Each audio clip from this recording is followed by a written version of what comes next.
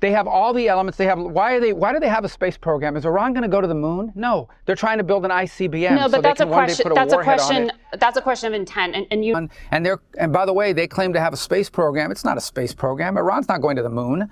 They have a space program because they're trying to develop ICBMs, long-range rockets that could one day reach the United States the way North Korea can already reach the United States with their ICBMs. That's what they're working on. They have all the pieces in place to have a nuclear weapon.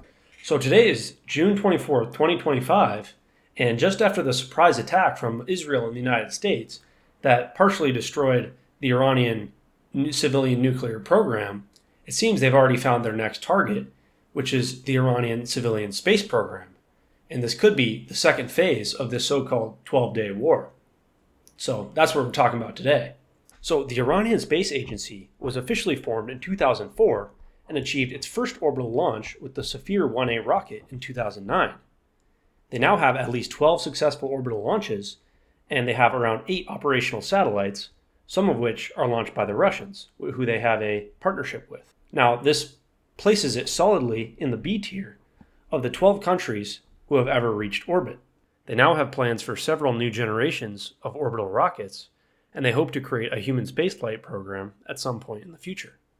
Iran, the United States, and Israel have all signed the 1967 Outer Space Treaty, which establishes that the exploration and use of space is a fundamental right of all nations, provided they adhere to the principles of peaceful use, international law, and non-appropriation of outer space. So according to international law, they are well within their rights to have a sovereign space program. But we know how their enemy Israel feels about international laws, so this is pretty irrelevant. And ironically, the similar non-proliferation treaty, which allows for civilian nuclear energy, was also signed and followed by Iran before this attack. This treaty was signed by the US and not signed at all by the Israelis, who have their own secret nuclear program. And in fact, we already know of active plans by the United States itself to sabotage the Iranian space program, based on this New York Times article from February 2019. This article revealed a massive program that started under George W. Bush and continued under Obama and Trump that involved slipping faulty parts and materials into Iran's supply chain.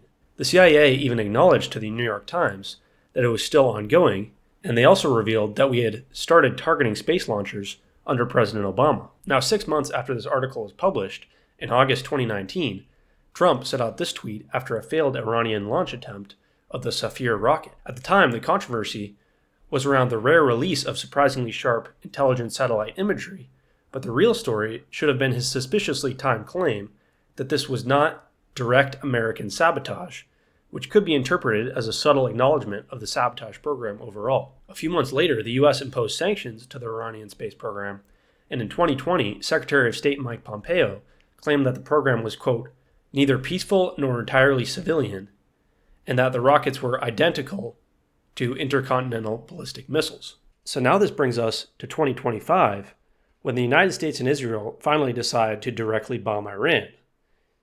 And so in this war so far, there are no solid confirmations of attacks on the civilian space program, but there were lots of reports of explosions near the Karaj Space Center and a lot of other scientific facilities in Iran.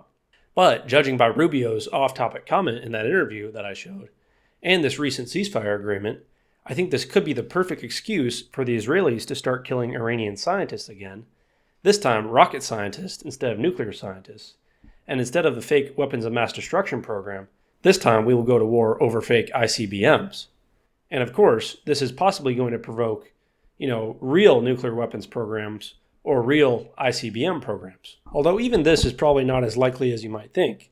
So the Ayatollah of Iran suspended the nuclear weapons program in 2003, and here is his rationale. Quote, the Iranian nation has never been and will never be after nuclear weapons.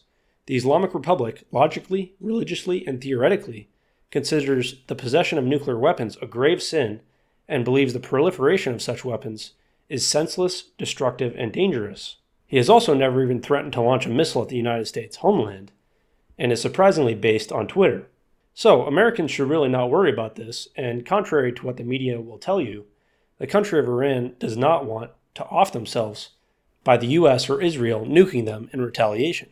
I think one concern that we should have from this whole situation is the possibility of them counter-sabotaging our civilian space program And in this time with Starship constantly blowing up, whether in space or in ground testing, I think we definitely don't want to introduce the possibility of having Iranian snipers or Mossad false flag Iranian snipers.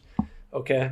But yeah, to conclude, I think my point is basically, I think the U.S. should consider pausing the sabotage of the Iranian civilian space program and definitely consider not bombing it in the future. But, that's not my decision to make. And but yeah, anyway, you guys let me know what you think about the Iranian Space Agency in the comments. Maybe you disagree, and maybe you think it's all ballistic missiles that are trying to kill Americans, or whatever it is. And especially if you're Israeli or if you're Iranian, definitely let me know in the comments section down below. But with that being said, I know this is kind of a political video. I'm going to keep it mostly, science and space and non-politics on this channel. But I think this is a sort of an important issue, and I kind of just wanted to see what everybody thought. So with that being said, make sure to like this video and subscribe and share.